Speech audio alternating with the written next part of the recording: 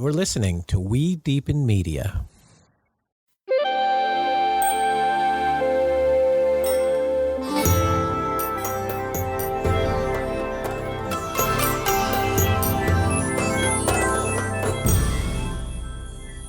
Hello, and welcome to another episode of Deepen with Christina.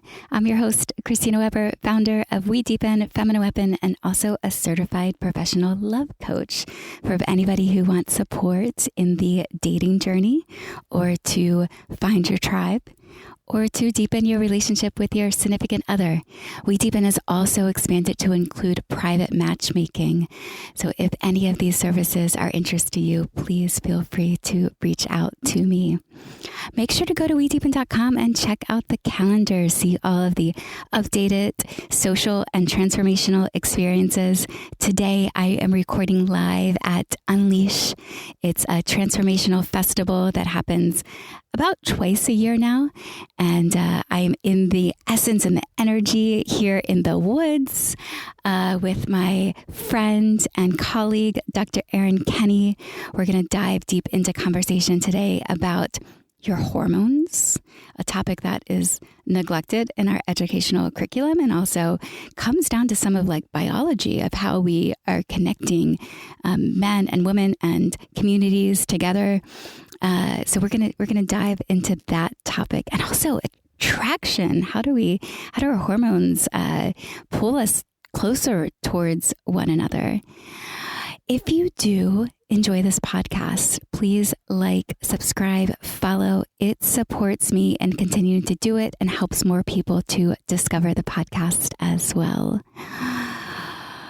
As I said, I'm at Unleash, and last week I did the Biohacking Conference. We took the Dating Dojo to the conference there on a Friday night of the 8th annual Biohacking Conference. And just a couple of days before, we had a rehearsal.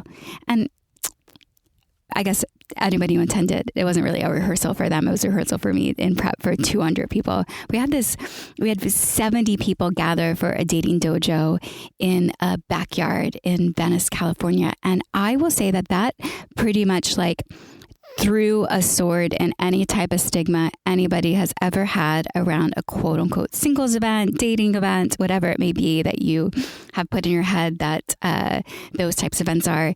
You know, my work in the relationship space began in 2014 and ran to 2016 as I was really focused on Underground Unattached, which was this curated dating experience. And around that time, a lot of entrepreneurs were like, yes, hey, I'm in, sign me up. I don't have time for these dating apps. And there was a large part of society who was like, ooh, you want me to go like meet people in person? That's where all the desperate people go. I'm going to go swipe on this dating app. And now fucking finally, years later, people are ready. They're like, I'm done the dating apps. Yes, I will show up. And so 70 people in a Venice backyard, you looked around the room and you're like, where did all these beautiful, fucking beautiful single people come from? So open, so willing to connect. We have agreements that set the container. One of those is kindness and to own your own experience and to be present. And everybody showed up and was like, yes, I'm here to learn. I don't know everything about dating and love, and I want to go deeper.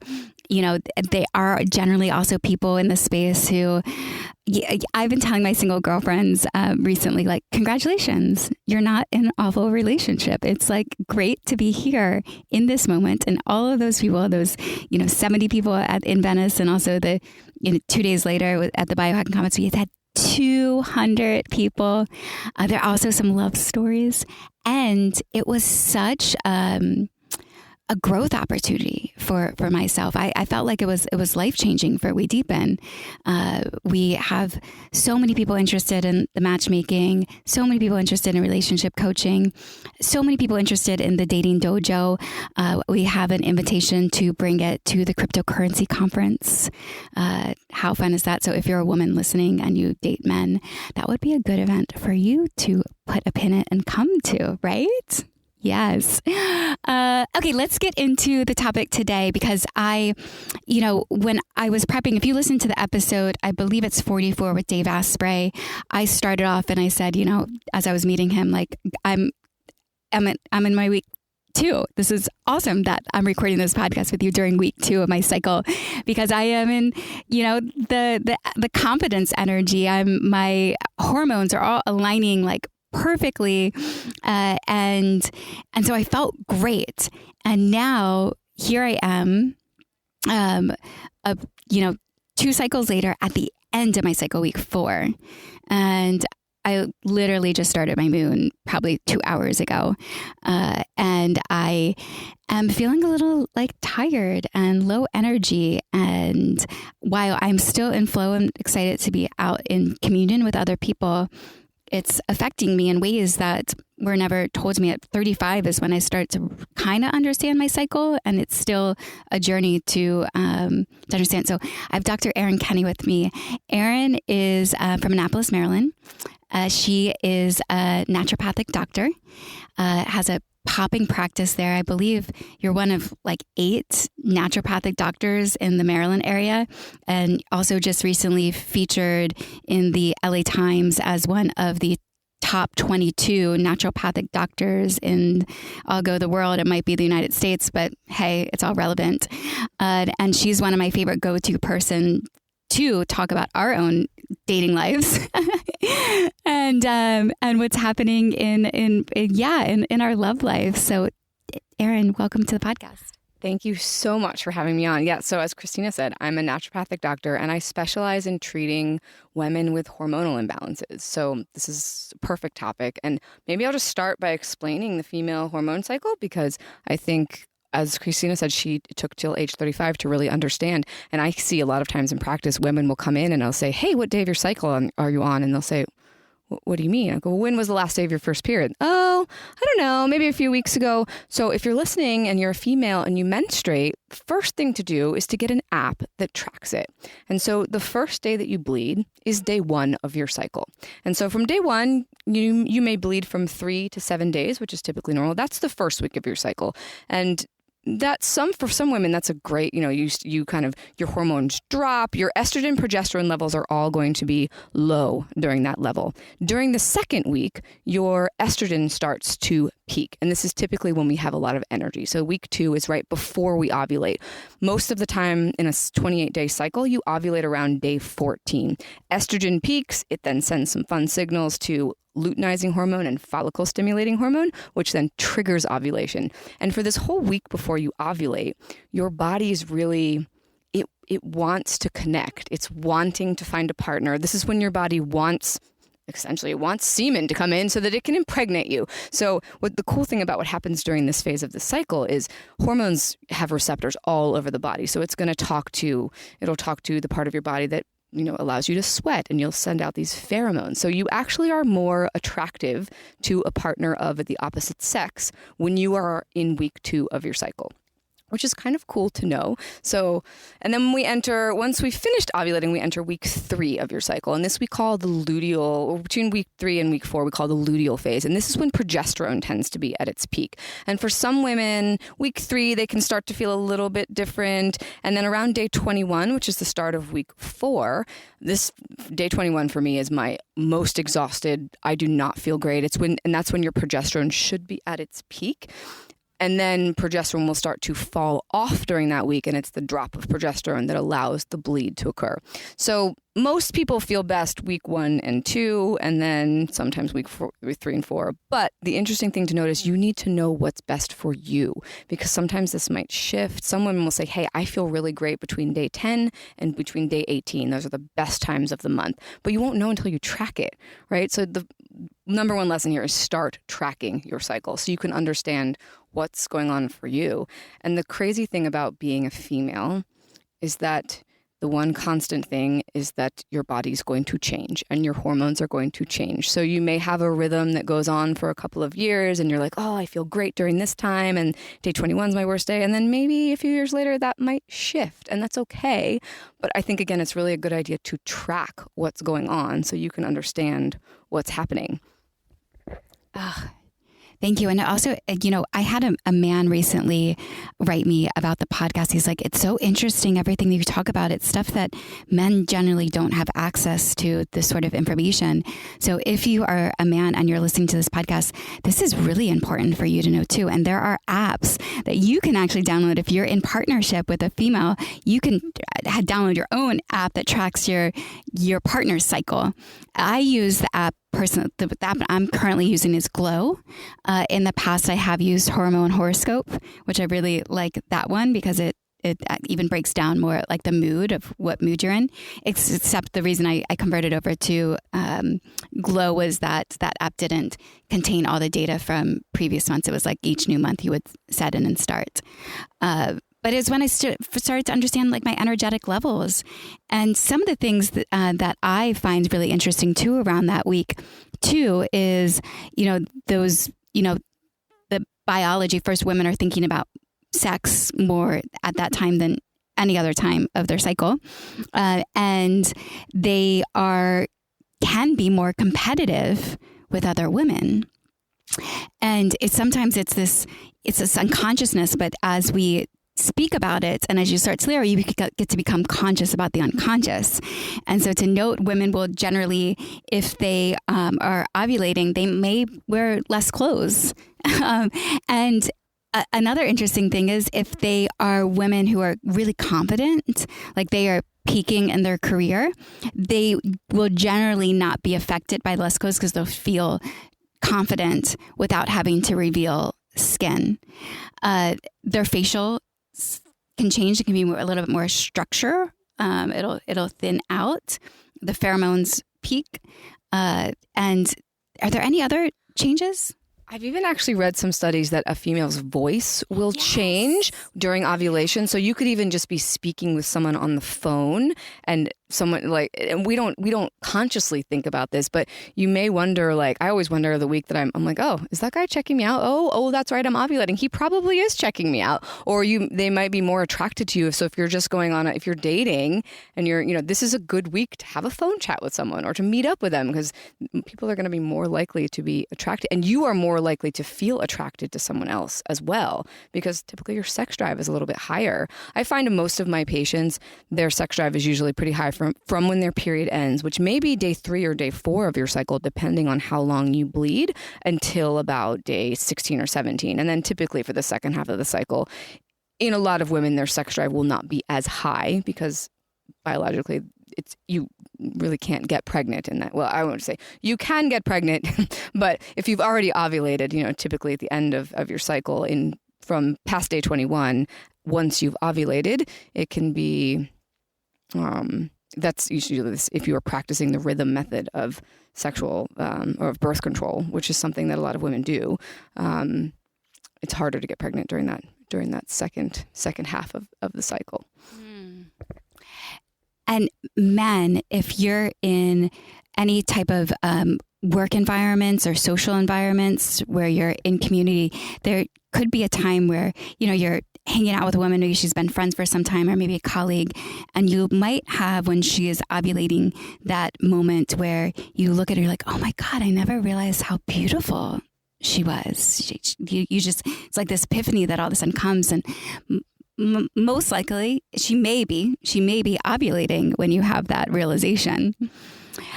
I know there are things that throw off hormones, birth control being one of them, but also different types of medications that we're taking, things that we're drinking. It's interesting. We just had an experience. We're here at Unleash, and I actually was nausea this morning. I got sick. I only do that. I've done many ayahuasca ceremonies, and the only time I ever vomit is if I'm in a ceremony. And so this morning I got sick, and getting to be beside Erin, it's like, hey, I just got sick. This is what's going on. And there was a water bottle that I was drinking out of that had, it was a copper water bottle, and I put electrolytes in it, and that opened up, I guess, the copper in the water bottle, and my body was overrun with copper, and so I got sick. And maybe these things are, everything environmental wise is affecting us. I even heard that if it wasn't for blue light, that all women would most likely be cycling at the exact same time. Well, so typically women, if you're in a balanced hormonal state, most of us will cycle with the moon. So either you're bleeding on the full moon or you're bleeding on the new moon. And what I think is really cool is when you're bleeding on the new moon, that means you're ovulating on the full moon. And typically there's no ways right or wrong or better or worse. If you're bleeding on the new moon, typically that means that your adrenals or your energy stores are pretty good. If you're bleeding on the full moon, because that's when everything is dropping and you're bleeding, that means your body needs the energy from the full moon. And so the question you asked was what can affect our hormones. So many things can affect our hormones. And if you're listening to this and you're like, wow, my sex drive isn't high during week 2, or I'm more tired during week 2, that typically indicates that you have some sort of hormonal imbalance. Or if you have really, really bad PMS, or if you're listening to us and thinking, wow, I feel pretty different, there's probably some sort of hormonal imbalance. And so, as you said, there are a lot of environmental things. There are exogenous estrogens that we're exposed to. So if you drink out of plastic water bottles, or you're eating meats that are not hormone-free, or you eat a lot of dairy that's been injected with estrogen, you're getting extra estrogen, which is going to throw off the rest of your cycle. You also, if you take the birth control pill, you technically you don't ovulate. So if you think about that, if you're, we just talked about ovulation and how that's the time where you've got these pheromones and your attraction. When you're on the pill, you kind of miss out on that, which I think is really interesting. The other thing that happens when you're on the birth control pill is it will change. Hormonal states are what dictate what vaginal flora grows. And our flora is another huge part of attraction, which we haven't even jumped into. But the microbiome, every human being has their own microbiome, and every other human being has their microbiome. And some of that is part of attraction as well. Like I might be attracted to someone because they've got a similar microbiome, or a microbiome that would be beneficial for mine. But if you're on the pill, again, you don't ovulate. So you're going to miss out on that ovulation. So you're going to miss out on those pheromones. And so, if you're single and you're taking the pill and you're like, wow, I can't seem to attract a partner, going off the pill might be something you want to think about it. I'm not a fan of hormonal birth control at all. There are other options. I'm happy to chat about that. But my favorite option is a diaphragm, something you use with spermicide. You can get them now over the counter. They're very easy. They're easy to use and they work really well, and you don't disrupt your hormones. The other big thing, and this is something I talk a lot about, and if you want to hear more about it, I'm happy to send you, we can put in the show notes my information, but stress will really affect your hormones. And cortisol, your stress hormone, has a major interplay, particularly with progesterone. If you're really cortisol depleted or you have too much cortisol, your body can either steal from your progesterone stores, or it will mess with the level of estrogen and progesterone, which can disrupt your cycle and can cause major PMS. It can sometimes cause, if you're listening, you're like, wow, I'm exhausted during ovulation, or I get really irritable during ovulation. You may have something going on with your adrenals, or there can be other things. This is usually something you want to be working with a practitioner, or maybe go listen to. I have, if you follow me on Instagram, I'm at Dr. Kinney. I talk about hormones and how it relates to everything related to your cycle all the time. So you can go follow me there. But I'm sorry, I'm going all over the place. We're getting all the downloads of all the things. I was curious about when you say stress. I never really resonate with that. Like, I have a lot of stress, although one could look at and consider that I am a startup founder. I am bootstrapping. I move often. Months ago had a breakup. So all of these things equate to stress in one's life. And I also find that I tend to be a very trusting of life, God, the divine, and I'm opting in to this. This is my chosen life. And I have my practices that help me to mediate the stress, whether it's, getting out in the morning and going and laying in the sun for a moment of time. I also will add too is my sleep cycle is not necessarily all the sleep doctors will say, go to bed at the exact same time and wake up the exact same time. That's not me. So from external world, people could look at me like, oh, she must be in so much stress, but I don't feel, sure, I'll feel challenged at times, but I don't feel stressed. So how do you know what is really affecting you and when? So here's the thing. Any type of stress, whether you are aware of it or not, it's going to create physiological stress in the body. So you have a part of your brain called the amygdala. And the amygdala is the part of your brain that senses whether something is a threat or whether it's not. And it's a very black or white, we call it the lizard brain. So if something comes in, and you just named all of the big stressors, you moved, you had a breakup, and you're running a business, bootstrapping a business, which are major stressors. You clearly know how to handle it, but that doesn't mean that it's not affecting your body physiologically. So what's so interesting and kind of, in my opinion, stupid about how our bodies work is that no matter what the stressor is, whether it's, we're sitting here out in the woods like a bear, if a bear were to come up here, we would immediately be like, we got to go into fight, flight, and run away. Or, an alarm goes off, or, we get hungry, or we don't eat, or, you're worried about getting to the next event. The same physiologic response happens in the body. So the amygdala is like, oop, that's a stress. I'm going to send a response to the hypothalamus. It sends out a hormone called cortico-releasing hormone, which then sends a signal to the adrenals. The adrenals pump out cortisol and adrenaline, which give us the ability to get into fight, flight, and run. Now, in a lot of cases in our lives, when you're going through a breakup or when you're running a business, you don't necessarily need a huge flood of cortisol and a huge flood of adrenaline to go into fight flight if you're sitting writing emails, right? But that doesn't mean that you're not still getting the same flood of hormones. And what happens is if you're stuck in kind of a chronic stress state, and a lot of us are, and that's why we don't realize we're stressed, because we're like, oh, this feels normal. This is what I'm used to. A lot of us are stuck in that. And if you're pumping out cortisol over and over and over and over and over again, cortisol is what I like to call a very metabolically expensive molecule. So again, we have cortisol and adrenaline that get pumped out when we're in fight flight. Adrenaline, on the other hand, is a very cheap molecule. So the body can always make adrenaline. You hear these stories about people that get in car accidents and they're basically dead, but they're still able to lift the car up and save the baby, and that's all adrenaline. Cortisol, on the other hand, like I said, it's a metabolically expensive hormone. It takes a lot of building blocks. It takes a lot of our body's energy to build cortisol. And while we think of cortisol as the stress hormone, it's also our body's fix-it hormone. It's what gives you good energy. It's what wakes you up in the morning. It's what dictates your circadian rhythm.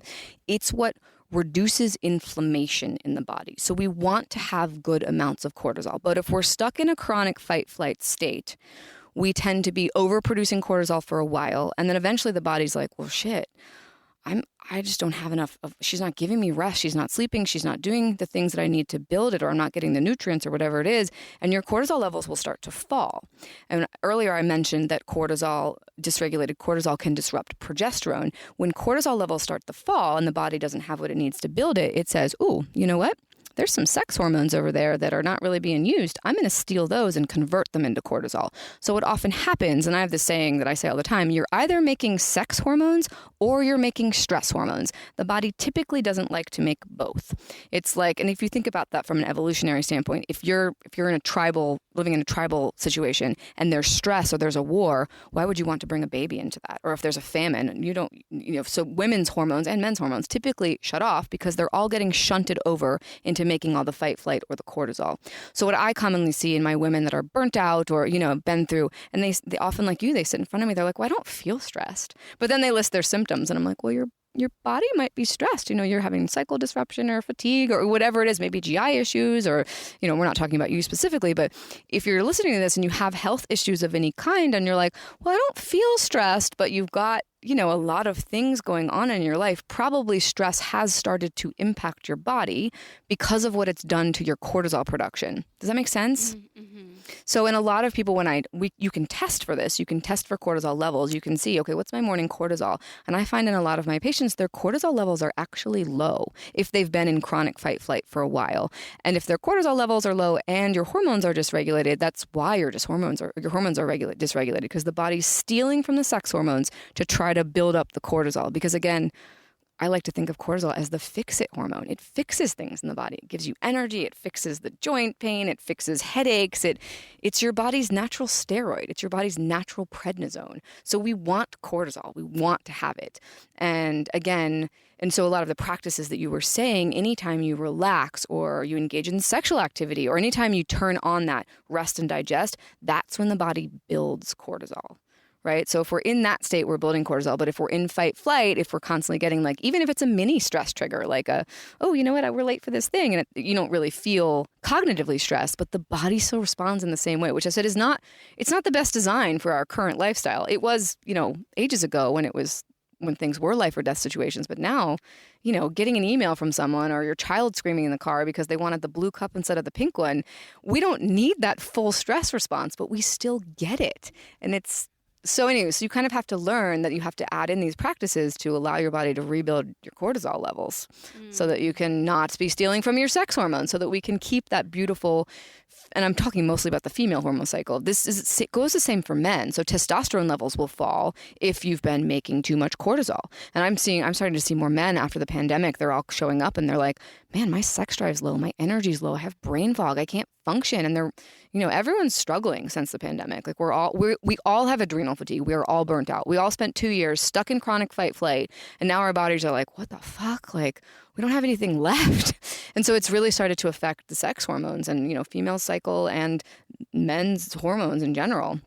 So yeah, there's a lot to know about hormones. And I always joke that when women come in, they're like, I feel like my hormones are a mess. And I'm like, what do I do? I don't know where to start. It can be tricky because it's this, I think I like to say that it's a delicate balance. It's like a perfectly orchestrated ballet, the female hormone cycle. And if one person is wearing the wrong costume or running across the stage at the wrong time, it can disrupt the whole thing. So, as we said earlier, there's so many things that can kind of make your hormone cycle out of balance. And so, again, back to that first step, actionable step, is start tracking your cycle, because information about your body is knowledge, right? It's power. If you have that knowledge about what's happening in your body, you're going to be like, oh, wow, my cycles are 37 days long. That doesn't seem quite right. Or I notice every month on day 10, I feel XYZ. And so the more you track, the more data you have, and then the more you'll know what you can do with it to kind of get it back into your normal, natural state. Two podcast episodes ago is with the producers and filmmakers of The Business of Birth Control. So we dove deep into that topic there, and I personally was at 15 given a life sentence to birth control because I had cramps. Finally, ripped that Band-Aid off. At the Biohacking Conference, I know you didn't make this particular session, but there was the author of the book that's on its way out called Fast Like a Girl, Mindy. I'm blanking on Mindy's last name, but she is a doctor and the author of the book, and Fast Like a Girl. And she was saying that she was at a medical conference and there was 1,200 physicians in the room, and she asked them, who in this space feels as though they have a good grasp on the female hormones? And out of the 1,200 doctors, one of them raised their hands. And she was sharing that, like cholesterol, that depending on when you check somebody's cholesterol, that it'll change based upon where they're in the hormone cycle. So a doctor might check it and be like, oh, it's high, let's put you on this medication or pill. But if they just waited 2 weeks later and checked it, that they would have been fine. Is this accurate information that I'm repeating? Yeah, I mean, there's a lot of different things that will shift when you test. So your thyroid hormone might change depending on where you are in your cycle. All your hormones are going to change. If you're getting your hormones, particularly for hormones, getting them checked, you want to get them checked around day 21. But cholesterol will change. Again, and I'll get back to that in a minute, but hormones have receptors all over the body.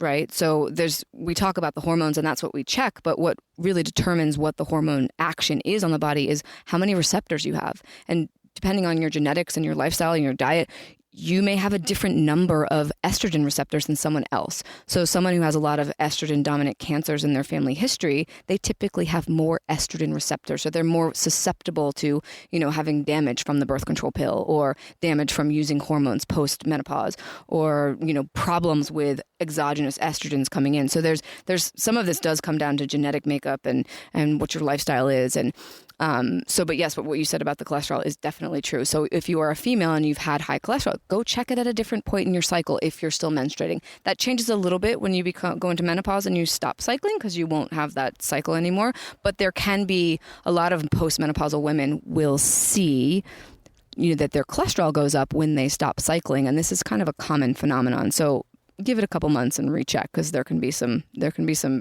just effects that can happen from that. But if you are wanting to check your estrogen, progesterone, testosterone, cortisol as a female, typically the best time to do it is on day 21. I can't tell you how many times patients come in and they're like, oh, my doctor checked my hormones. And I'll say, well, what day of your cycle were you on? And they'll be like, what? They didn't ask me that. I'm like, oh, it's very important because all of your hormones are going to, if you go on day 2 of your cycle, all your hormones are going to be low. You won't be able to tell what's going on. They'll all be at low levels. But if you go on day 21, we can then see, are you getting the appropriate spike of progesterone? Is your estrogen at an appropriate level? Are your ovulation hormones appropriate? Is your cortisol appropriate? That's the best time to see kind of the differences in where there could be a problem. Now, if you're having symptoms at a different point in your cycle, we can also check your hormones at that point in the cycle. But this is where female hormones get a little tricky for practitioners because they're not testing at the right times. So it's really important to make sure you're testing at the right time. Oh, look at that wind is blowing. I hope it's not affecting this vocals here. So you mentioned the microbiome. Dr. Zach Bush, who I fell in love with during COVID, love his work. And he talks about how, the microbiome, and Erin, you can speak a little bit more of what I mean, because that was a new concept for me. It's interesting to even say concept, a new discovery of my own body that I learned existed, of, gut health. And he says that, with all of the external stimuli that we are putting into our body, it shifts. And when your microbiome shifts, your identity shifts. And so that your ability to create the most authentic connections to you is potentially not really possible because you're not actually operating as your own unique self, because the bacteria, everything changes you. It makes you a different person. And within that, I would also wonder even the correlation for like someone who's spiritually practiced inside of it, because for me, when we were talking about the stress and like what's happening in the body, I am just a full transparency. My makeup, I, have been really like in my 20s. I was in corporate America. I'd had these high salary jobs with these great health insurance. I mean, I was a pharmaceutical rep at one point in my life, so I had great health insurance. And for the past 7-8 years, I have had medical insurance sometimes, most of the time not. Currently, I don't. And I rarely see a doctor. I feel fine most days.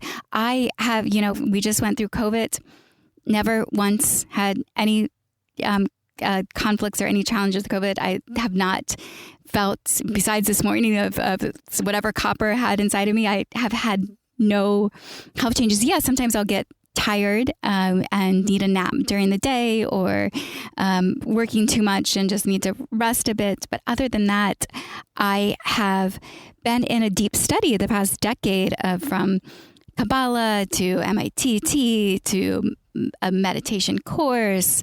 A lot of the stuff that I preach and share through We Deepen is all stuff that I participate in and have done for myself. So I don't feel as though, I feel that I'm like really fully, truly me at this point. And even to add on that, like no subscription medications, no, I drink coffee every once in a while here and there, specifically at the Biohacking Conference because Danger Coffee was everywhere. And also these interesting drinks I came back from, and I was like, I just drink all these really interesting drinks. I usually just drink water. So I guess, can you speak a little to like the microbiome and how that is affects us as human beings and potentially affects our whole identity, and then adding in on top of that of our individual like spiritual practices too? So the microbiome technically refers to all the bacteria that lives on us and in us. But as it relates to what you just asked about, like how does it affect our identity? We've got trillions of bacteria that live in the digestive tract. And mostly it's the pH of our body that determines which bugs are living there and which aren't. So anytime we go through an emotional change, a hormone change, a stress, maybe we're out of alignment spiritually, our pH may change, which can affect the flora. But the way that the flora, or a dysregulation in the flora, or a dysbiosis is what we call it, can affect your mood or your mental state is that you have more neurotransmitters in your digestive tract than you do in your brain, particularly serotonin. Serotonin is the neurotransmitter that actually supports motility of the gut. It's what keeps the gut moving. So if you have regular bowel movements, it typically means you have plenty of serotonin in the digestive tract. If there's a shift in the microbiome, we can actually have a shift in the amount of serotonin that's needed in the gut. And so sometimes if there's not enough, the body will pull the serotonin from the brain and put it into the gut to try to rebalance things. So you literally can have a mood altering occurrence in the body if the microbiome is off. You know, what they call irritable bowel syndrome, right? Mm-hmm. People that have irritable bowel syndrome tend to be very irritable because they don't have enough serotonin in their brain. And a lot of people that are treated for that, they'll be treated with digestive medications, but they will also be given SSRIs. So they'll be given drugs that work on trying to keep the serotonin in the brain. But really their issue is that their microbiome or their flora has been dysregulated by poor diet or, any of these other things that we've discussed. And their body's doing what it's trying to rebalance, but it's just pulling the serotonin from the brain into the digestive tract. So that's kind of the science behind why. And I think as you asked about spiritual practices, in my experience, if you have a spiritual practice, whatever it is, you're calming your nervous system, which is going to keep your pH where it's supposed to be. Like the body's pH is supposed to be around 7.4. And at a 7.4 pH in the digestive tract, the right microbiome will exist for you. When we get stressed and we get out of state and we get out of flow or out of connection with, the universe or whatever spiritual practice that you go with, again, that activates the nervous system, which is going to put us into fight flight. And typically chronic fight flight states will make the system more acidic. It tends to, and the way it does this is, when you're in fight flight, all the blood flow leaves the digestive tract and we don't make enough hydrochloric acid in the stomach. And when there's not enough hydrochloric acid made in the stomach, we don't kick out bicarb into the small intestine. And that literally changes the pH of the digestive tract. So I think if you're someone who has a very strong spiritual practice, and this is something I ask all of my patients, hey, do you have a spiritual practice? And the ones that do, they get better so much faster. I call it their life force. They have a stronger life force. Like, as you said, you're dealing with all these stressors, but you feel good. And I think it's probably because of your amazing spiritual practices, because you've got this connection and that's keeping your nervous system feeling safe. And when the nervous system feels safe, the digestive tract is going to work properly. And when it works properly, we have the correct microbiome. And when we have the correct microbiome, we are in our best mood. So I know this was like a lot of things to connect, but it's so interesting to connect all these different pieces. And, but it's interesting, we were just at this biohacking conference and there was so many cool tech things and here's things you take and here's all these things. But at the end of the day, I think the ultimate biohacks are, here we are, we're out here recording, sitting on the ground, there's a breeze, we're immersed by trees, we're getting oxygen, we've been getting sunlight. Like we're like plants. We need healthy food, we need water, we need sunlight, and we need to be connected to the earth. And when we have those things and you have that belief in a spiritual practice, your body's going to be mostly regulated, right? If you have those things. And most of us don't have those into our everyday life. So we go and we're like, oh, let's take this supplement. Oh, let's do this thing. And not to say there's anything wrong with those. Those can be beautiful practices. But I think you have to have some sort of connection to earth and some sort of connection to a spirituality. And that will really help keep you grounded despite all the craziness that's going on. So coming out of COVID, I have been aware of conversations that I've had with highly people who have had high spiritual practices and been in the growth mindset communities, and they have shared how they got sucked more deeper into alcohol, and as well as we see the rise of cannabis. It was when essential businesses could stay open. So what did stay open? The liquor store could stay open, and the where you get your dispensaries could stay open. And I have had a beautiful, interesting relationship with cannabis. And I'm also aware that as the trend is spreading quickly, cannabis is safe. Smoke it whenever you want. It will calm your nervous system. It's good for you. It's medicine. That there's also, it's affecting the body. It's a lie that, first off, it's not addictive. Cannabis anything can be addicted that is changing your consciousness in some sense. And I know that because I've there's been times where I've been like, oh, I want to stop. And I'm like, oh, it's hard. Like, I want it. It's like luring me in. And I also am aware, I would love to, at this point, I still have hope to be a mother at one day. And I just wonder of like, I have heard that it can affect your fertility. Alcohol and cannabis can affect your fertility, and it can affect your hormones. And there has been women who have shared with me that they struggled getting pregnant and then they stopped smoking and it worked. So that's an interesting question, because I think as a plant, cannabis doesn't necessarily have, it's very anti-inflammatory, and there are herbs that can affect fertility, and not to say that these women didn't have that experience, but I would be curious as to why they were smoking in the first place. And sometimes alcohol is a separate story. We'll get there in a minute. But, if you're smoking because you're suppressing something, you're suppressing some emotional thing. And there are, I don't specialize in fertility, but however, I've treated a lot of it over the years when people come and they want help. And sometimes emotional suppression can be one of the reasons why you're not getting pregnant. So I would be curious as to, why, because I'm just racking my brain. I don't think there's anything in the cannabis plant that should alter your hormones in a negative way. It says I read that it shifts your, it hits a particular gland that affects estrogen, your body's ability to make estrogen. Hypothalamus or pituitary, perhaps, one of the glands. Perhaps I'll be interested to go look at that research. And I think any, when you're trying to get pregnant, typically you want your body as a vessel to be as clean as possible, right? And many women will stop drinking and will stop using any sort of substances. Sometimes women will go off of caffeine even when they're trying to get pregnant. Alcohol, I'm not a big fan of alcohol. I think it's poison. It's not. And as you're right, during COVID, a lot of people turned to it because what else were we going to do? And there was a lot of stress, and it was an easy way to stress relieve. But alcohol is a nervous system depressant, and typically you'll get rebound anxiety. Alcohol will definitely mess with your hormones. And one of the major ways it does it is through its impact on your blood sugar. So, the three major parts of your endocrine system, well, the four, is your thyroid, your adrenals, and your sex hormones. And they're in this delicate triangular balance. The thing that holds up that triangular balance, that keeps it steady, is your blood sugar. And when you drink alcohol, particularly in the evening, you are going to disrupt your blood sugar throughout the night. And a lot of women will report, I drink alcohol and I don't sleep very well. It's because you're going to get blood sugar dips and blood sugar highs. And if you're having that, if your blood sugar is going all over the place, it's very hard to keep your thyroid, your adrenal, and your sex hormones in the particular balance that they're supposed to be in.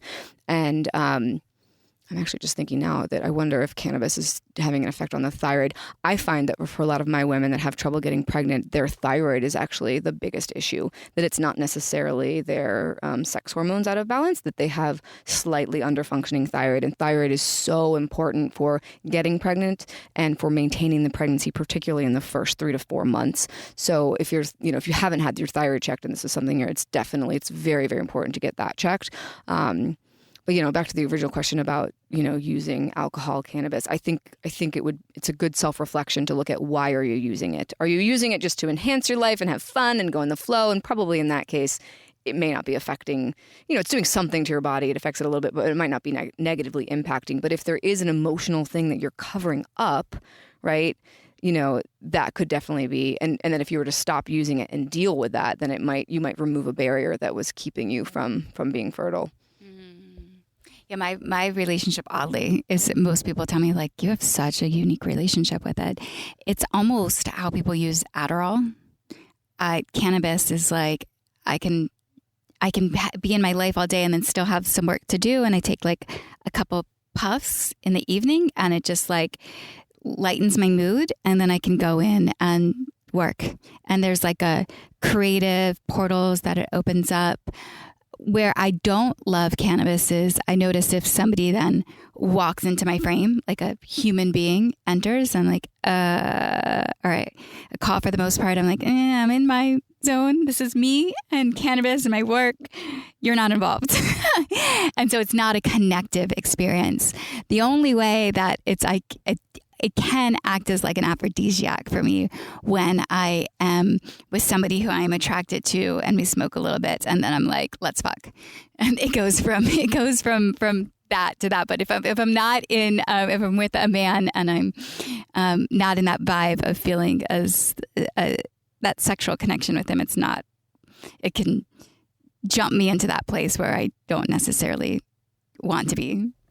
Well, I would say, given your relationship with cannabis, I would think that would not be impacting your fertility at all. I mean, you have to look at, everyone's different. And I think if something's enhancing your workflow and it's enhancing your sex drive, I would say it's probably doing something good for your hormones over there. If you're someone that, again, is using it to shut off and because you don't want to think about things and maybe you don't have a great relationship with it, it might be a problem. But it sounds, if I always look at your body's going to tell you whether it likes things or not, right? So mostly, you go off your symptoms are the way your body tells you if it if you eat a food and you feel great, your body likes it. If you eat a food and, or you drink something out of a copper water bottle that makes you vomit, your body's like, nope, this is not for me. So the body is our best teacher. And when we listen to it, we can kind of get good information about what's good for it and what's bad. And I think with attraction too, like if you're doing something and it's enhancing your attraction, probably that's a good thing. If you're doing something and you're like, wow, I've seen this a lot in patients of mine that start taking the birth control pill and they're all of a sudden they're like, my sex drive's down. I hate my partner. It's literally changing your attraction, or your husband may not be attracted to you when you go on the pill because your pheromones have changed. Your microbiome has changed. So I've seen relationships where birth controls get inserted and the relationship completely changes, which is so fascinating to me.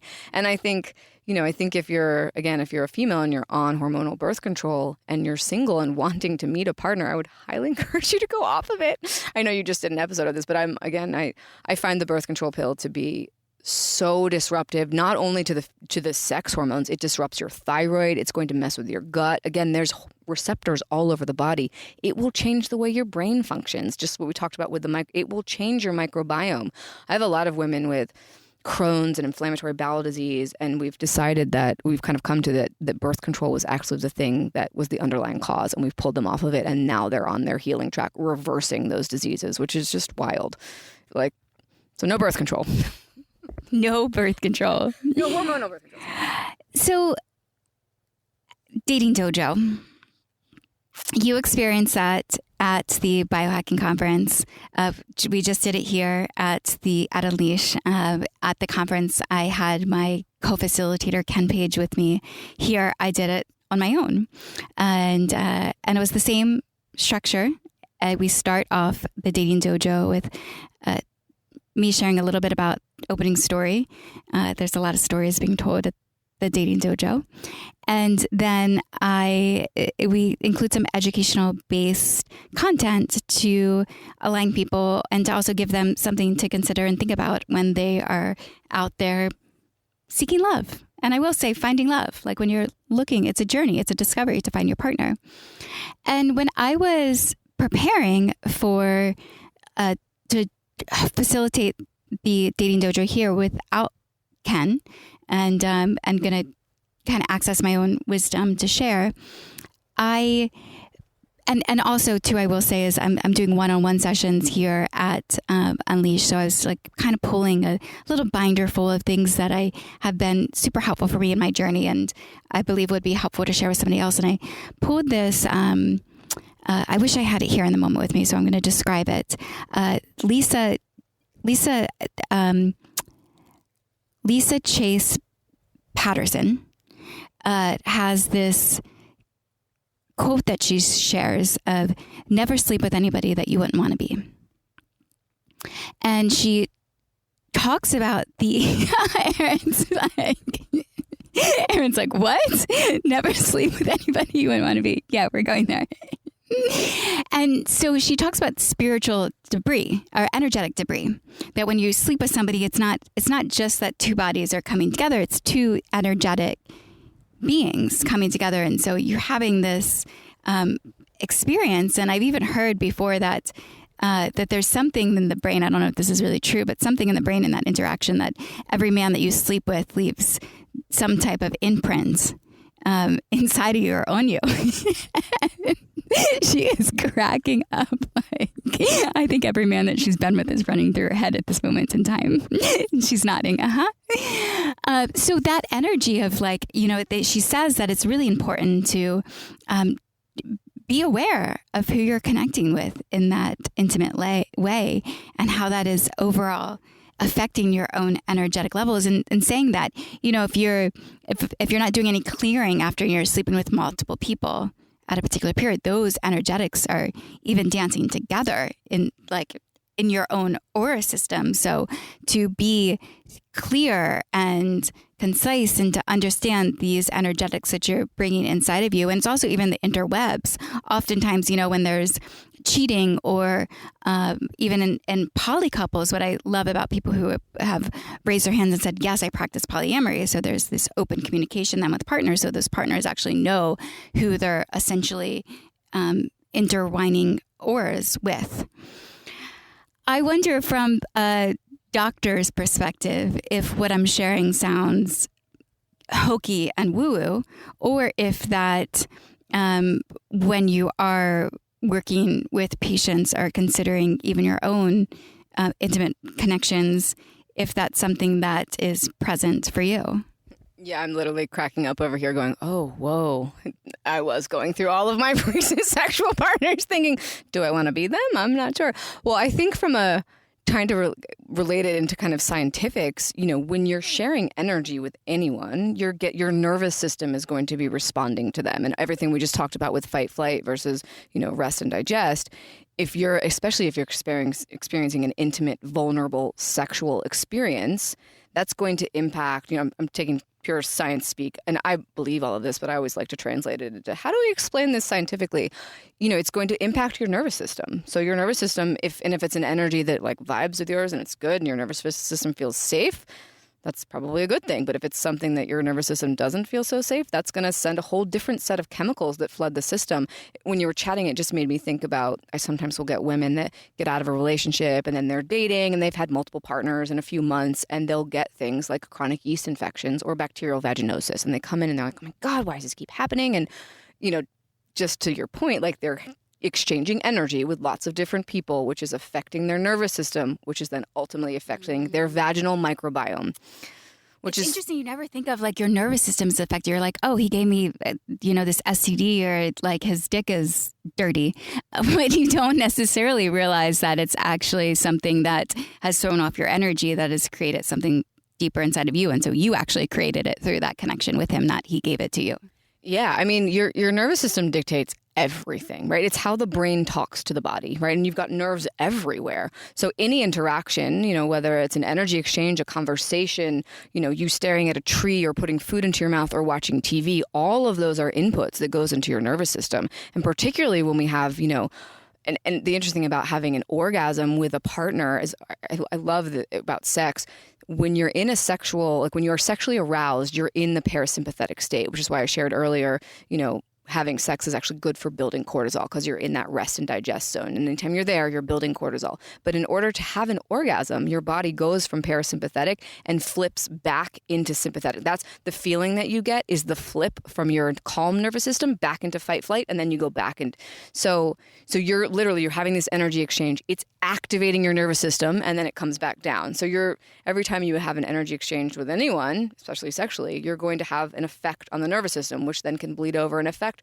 your digestion or I have some patients that, have chronic hives, and we go through all the food allergy testing, all of this testing. And then this was one of my first patients ever when I was in clinic in naturopathic school, and she had these hives and we could not figure out what they were from. We spent thousands of dollars testing her. She came in, she saw 50 different doctors. And then one day she comes back in and she goes, my hives are gone. And we're like, what'd you do? She goes, well, I broke up with my boyfriend last week. And we were like, oh my God, it was the boyfriend. Wow. Which is so interesting. So he must have been doing something that we couldn't test for to her nervous system that was causing it to freak the immune system out. So again, it's just thinking about all of these different inputs. But, in our relationships, particularly sexually relationships, are a big input for the nervous system. I mean, think about when you're sexually excited, it tingles you, you get like everything of you get excited. That's your nervous system getting activated, and then relaxing when you're kind of turned on. And so that's, I think, how it has, I think, that what she said, that, never sleep with someone you wouldn't want to be, because you're going to be taking on their nervous system's energy, which I'm going to now think about that quote a lot for my own personal dating life. So thank you so much for sharing. Yeah, I find myself now at, this age, it's, I have gone through periods of time where I've been abstinence. Practice abstinence. Did I say that right? You said it right now. Okay, great. And it wasn't not intentional, but it was also that there was nobody that I was meeting to drive that. The first year I did go to Burning Man, it had been, I recorded a podcast, Your Love Accomplice, from 2017 to 2018. The last episode I recorded and released was literally right before I went to Burning Man. And there was a vulnerable thing. I have vulnerability hangovers. Anybody's listening to this, you guys, I have vulnerability hangovers all the time from recording this podcast, because you get me in every state. I have a deadline. I have to get this released by, or sent to my producer by Friday, so it can be released by Sunday. And whatever is I'm experiencing in the moment, I can't help but share it with you. So I've been doing it for a year, and then I recording a podcast for a year and realized, fuck, oh my God, I haven't had sex. Like, can I even have sex anymore? I'm not even quite sure. Maybe I'm just celibate. Maybe I'm asexual. And so first night of Burning Man, I went out and I was like, my intention is sex. And I went for the hunt for the first time I've ever done in my life. It was so fun. I found this handsome man. I had a really sweet experience, although it was Burning Man, so it's kind of dirty. But it was so, I guess I bring that up because of, here being at Unleash, and there's a lot of consent talks, and there's a lot of beautiful people. Somebody arrived last night that I was aiming to connect with, and I was like, oh, he's in a different vibe than me. I'm not feeling this like openness and this freeness, which other people do feel at times. So where was I going with this? Why did I even just share all that with you? There was a point.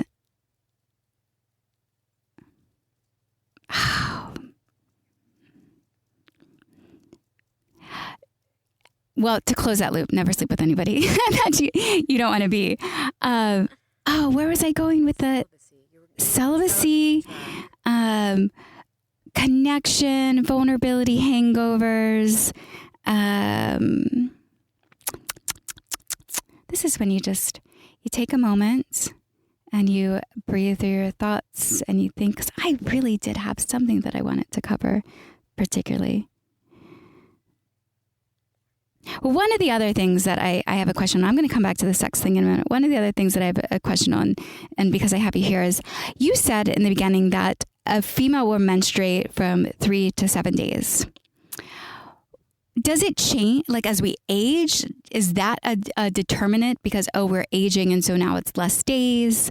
What is it like you want to strive for 7 days? 7 means great. Only 3 means like... There's really no right or wrong when it comes to that. I mean, there can be bleeding too much, which can be a problem. But if you're someone that bleeds for 2 days and that's normal for you, that's normal. It's really what's normal for you. And to your question, do things change as you age? Yes. And it's very common, particularly for women right after they've had a baby. Oftentimes they will have heavier bleeds. And what's important to understand about your menstrual bleed, it is another way that your body detoxes. So we think about, the bowel movements and urine and sweat. Those are how your body gets out toxins. Your menstrual cycle is how your body detoxes hormones. So this is how we get rid of the estrogen that we build up during ovulation. When we bleed, that's when we are detoxing and getting rid of it. So if you're someone who has really heavy bleeds, you may be detoxing more than someone else. So typically for a couple of years postpartum, women will denote, hey, my periods have been heavier since I had a baby. You build up a ton of hormones while you're pregnant, and then the body has to break them down and get rid of them, right? Or I've also had women who've had fibroids, and when you start to work on things to treat them, the body will literally pass the tissue through the menstrual blood. So you may have clots. Clots are the body getting rid of whatever tissue buildup is in the uterus. And typically before, in the perimenopause time, before the body knows it's going to stop bleeding, women will also report that maybe their periods are heavier, or you might have them more frequently. But if you think about it from that point, the body kind of knows, oh, this is coming to an end. And one of the reasons that women live longer is that we clean out our blood every month. So getting a period it's a good thing. And think about it. Usually the week before, we're irritated, we're cranky, we have PMS or whatever it is, and you bleed. And most women, when you're in a healthy state, once you bleed, you feel better. I know with my cycle, I feel horrible from day 21 to day 23, and I'm not the best in that, week 4. But then typically once my flow starts, mentally I feel so much better. My energy picks up. I'm back to my all right, I'm ready to connect. And because I'm detoxing, right? You're getting rid of, and if you think about the lunar cycles as we go through, we use the full moon or the new moon for intentions, and then we let go of things. So the period, energetically, physically, emotionally, it is a detox, right? So, and your question was about length of bleed. Again, you have to kind of look at what's normal for you. Some women, their whole life, have had 7-day periods, and that's normal for them. Some women, mine lasts about 4 days. I'm pretty lucky. It was longer for the 2 years after both of my children, but then that kind of dissipated, and now it's gone back to. I expect probably when I enter my 40s, it may shift a little bit. Like I said earlier, the only thing constant about being a woman is that you're going to change. Every 7 to 10 years, your hormones will change a bit. But if you have something that changes, very drastically, like you have normal periods every month, and then all of a sudden you're getting a period every 2 weeks, or you normally have 3-day bleeds and then you're bleeding for 10, that's probably an indication that something's majorly off, and you may want to go see a doctor or get something checked out. But really, it's what's normal for you, to answer the question in a very long-winded way. And I remembered what I was going to ask. I brought up Burning Man and being here at Unleashed because I was thinking of last night we were in the Pleasure Sanctuary. It's a tent here at Unleash. They have them a lot at Burning Man, like the cuddle sanctuaries, cuddle tents. And we were all just lounging around, hanging out and playing Truth or Dare. And I had asked you a question. I believe it was during Truth or Dare. I can't remember the exact question, but your response was, I said something what is the most challenging thing about being a physician in the Maryland area? And you said compliance. Compliance was the answer. And I was just curious if you could speak a little to that, of like the percentage of patients that you find have a challenge with compliance. And I'm curious about it because I just think it gives a little insights on where we're at as a society as well. Yeah, so I think you asked me what is the most difficult part about being a practitioner and being a naturopathic doctor and getting results. And ultimately, when it comes down to it, I have any practitioner in the alternative healing space. There are so many tools that are available. We have diet change, we have lifestyle, we have herbal medicine, we have homeopathics, we have Reiki. There are so many different practices that can help one through healing. But the most important thing in order to get better is that you keep doing it. You can't do something once and expect to have a change. So if you're going to change your diet, you have to, or anything you do, you have to do it for at least 3 months, sometimes longer. And, the thing that makes the difference between someone who makes changes and gets better and someone who kind of stays stuck in whatever their physical, emotional, whatever they're dealing with is, are they doing their practices, whatever it is, every day, every week, every month, whatever their frequency of the dosing of their chosen form of medicine. And, I can't do that for someone. I meet with them, but it's kind of up to them. And we were chatting last night, and I think my answer was that I have found, because I've struggled with, okay, I want to get this person better. I know they need to do the work. How can I inspire them to do the work? And what I've found is that when people understand why, and so we're having this conversation about hormones, when you understand how your body is supposed to work and the things that can disrupt it, when you understand that why, you're much more likely to do the things that will get you back on track. If you understand, oh, hey, when I eat this chicken that I get out at, Chick-fil-A or whatever that has xenoestrogens in it, it's messing with my hormonal cycle. Or, as we talked about, when I'm having energy exchanges with people that I don't want to be, that's going to affect my nervous system. So understanding this typically will make your decision-making process a little bit better, right? You're going to make the better choice when you're like, oh, that's right. I heard that doctor tell me about why this happened, why this is the way it is. So it's why I'm really passionate about teaching what I teach, because I want to make sure people understand why, because then they're much more likely to be compliant and get the results that they want.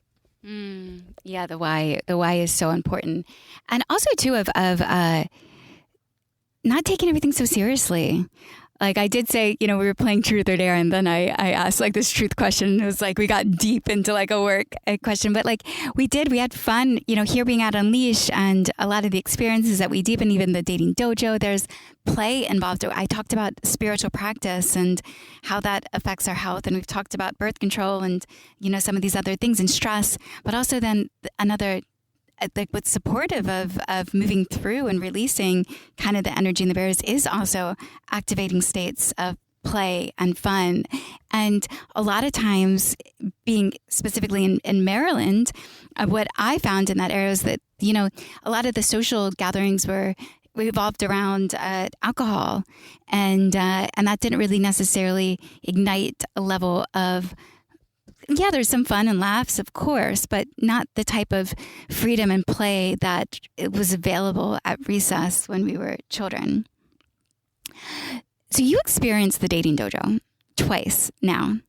What did you like about it? Well, I got kind of a cool experience because I got to experience it as a volunteer at the Biohacking Conference, which was cool because I got to see the behind the scenes and I got to kind of help. And then I got to experience it as an individual because I'm single and dating. And what I love, my favorite thing is when you talk about like, let's forget that let's pretend the one is not here. Stop the searching and sorting, and let's look for serving and seeing and serving. And that really resonated with me because I think in times of my life where I have been single, the first thing I do is I go to an event like this and I'm like, ooh, who's the cute guy? Who's the one I want to find? I'm going to follow him the whole time. And then you miss out on other interactions. But I love that, like the practice of seeing the one in everyone and seeing the one in yourself and then connecting with that. And I think you brought a very spiritual element into the dating aspect. And it felt to me more as a human connection, right? I've developed some really amazing, I had great conversations with everyone, really deeply dropped in with people in a way that you don't often do when you're on, and I've been on dating apps and done all that. You don't, it's chit chat and it's very intentional, and it's a beautiful way to connect and a different way to look at dating. And I think a different way to just learn how to connect with humans in general. I recently went through a divorce and I've been in a couple of relationships since then, and through therapy have kind of learned that, I need to practice relating to everyone in my life, my girlfriends, my parents. I'm kind of an avoidant type. I'll be bubbly and fun, but then when stuff gets real, I want to check out. But so I think experiences like the dating dojo, where you're having to answer a really real, deep question, staring someone in the eye that you don't really know, it's a perfect place to practice that. And the more you practice it, the more it feels good in your body, and then you're going to bring it elsewhere. So I loved it. Thank you so much. Thank you for this episode, for walking away from the 200 people who are out there dancing. I think they're doing a shadow work workshop right now that we'll get to go and jump that we're avoiding. We're in the woods. I started my cycle. She's like, I'm kind of feeling a little like, nah, let's get the work done. Let's check it off the list. But it's so much fun because it's like we're playing in this moment, the two of us, two girlfriends in the woods, playing, recording, and being productive at the same time that we're sharing our gifts with the world. Thank you for all you do. Thank you for leaving Maryland and going out to explore, and then bringing that knowledge back into that city, because maybe one day you'll make it. So I thought I would want to move back there. I still would love to be closer to family. So you kind of stir the pot and make it possible. You and Brett Riviera of Legion Men. So grateful for all your knowledge and your friendship. Thank you so much. This was such a fun episode. I feel like we chatted about all different topics, but we brought it all together in a really beautiful way. So this has been a great episode. So thank you so much for having me on. You're welcome. Is there anything final note that you want to leave to share? I think what we were just chatting about with the play, I think anytime you're in play, that's also bringing you back to that rest and digest and that parasympathetic. We're both sitting here like acting like we're playing, we're moving our bodies and we're swaying, and because we're at a dance festival and Unleash, and that gets you into this beautiful state that relaxes the nervous system, which is the ultimate hack for everything we've talked about today, hormones and microbiome. And so adding more play to your life and more joy to your life is where you start, I think. Thank you guys for listening. And if you do want to learn more about me, you can go check me out on Instagram at Dr. Kinney. And I have a podcast called The Dr. Kinney Show, which hopefully Christina's going to come do an episode on so you can hear more of us there. Thank you so much. And thank you all for tuning into another episode of Deepen with Christina. Again, please go check out the calendar and subscribe, follow, rate this podcast. Feel free to send me a message on Instagram at Christina Weber. Until next time, love you. Bye.